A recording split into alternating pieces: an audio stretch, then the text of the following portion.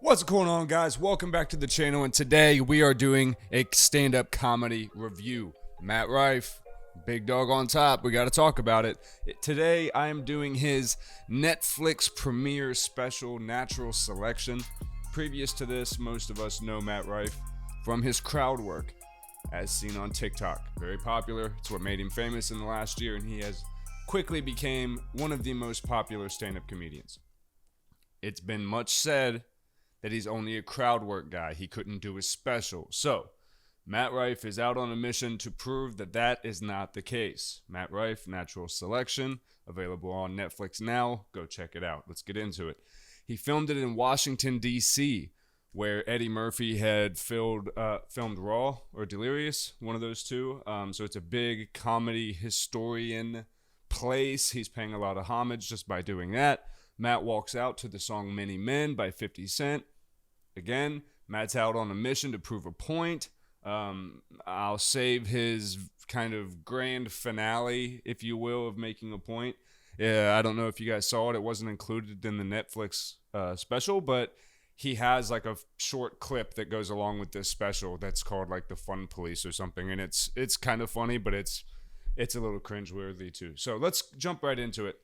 Matt starts by talking about Washington, talking about Maryland. As you guys know, I try not to give jokes away. In this situation, I'm going to talk specifically about one because people tried to cancel Matt Rife over one of his jokes. So let's get into that one. Let's just go straight to that one. He's going through the Washington, starts talking about Maryland. Then he makes a joke. Y'all can't set a tone. You don't know. He said, we went to a restaurant in Maryland and the hostess had a black eye. Okay. This is where he's going to jump into the domestic violence joke. His friend said, well, that's the face of the company. Maybe they should put her in the kitchen. Matt says, I think if she could cook, she wouldn't have that black eye. So was that a domestic violence joke? Yes, it was. Is it one of the oldest domestic violence jokes of all time? Yes. You see a woman with a black eye and you say something about her not being able to cook or she should have got back in the kitchen. Like, we've all heard that. That's why he made the joke. It was kind of a time thing. It was probably something that he heard in his upbringing. Was Matt Rife signing off on domestic violence? No. Did he probably actually go to a restaurant in Baltimore where the hostess had a black eye? Probably not. This is something that comedians do. They are picking on the geographical area of Maryland and the type of people that live there based off what he's seen. He's making a joke. Should you cancel Matt Rife and he should never be able to be on Netflix again? No, you guys are ridiculous. So let's move on. Now, in my opinion, there were some other jokes that I was like, really? People got mad at that first one and they didn't care at all? Oh, okay. But again, I'm not a comedy police person. I don't sit around and be like, oh, well, that was offensive. He shouldn't have said that one. Why is Netflix letting him do that? It's like, hey, I go into every comedy special with one rule.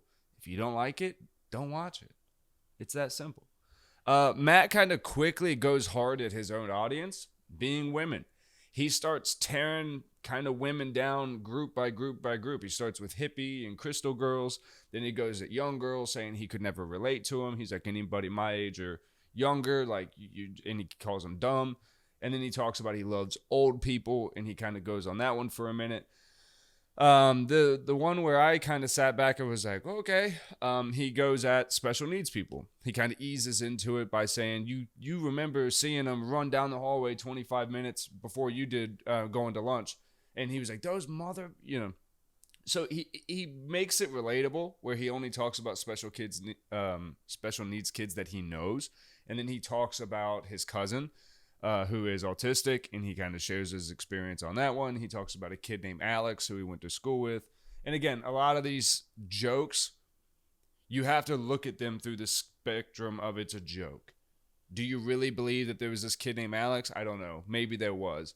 But if there wasn't, that makes it even funnier that he's just coming up with these things. He's not making fun of anyone. He's making fun of a situation. And oftentimes what comedians will do, especially when they get in kind of gray moral areas, is they kind of play that the person that they're supposedly taking jabs at is actually ends up being the hero of the story, or they end up being better than them somehow. And that's kind of what Matt did throughout.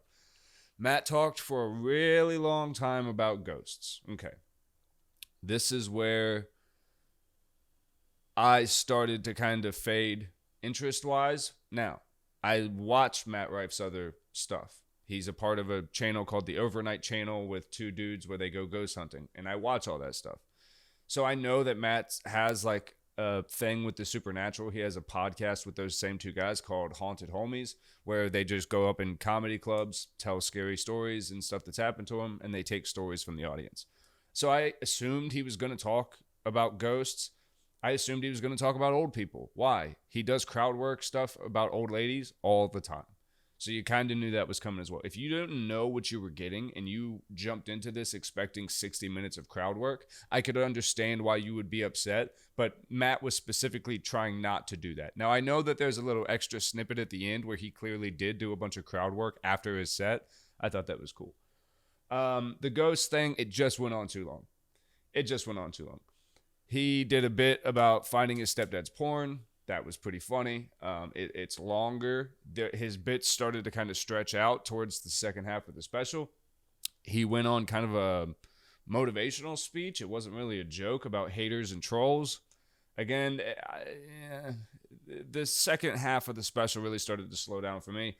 And then he was talking about bringing his backpack on an airplane.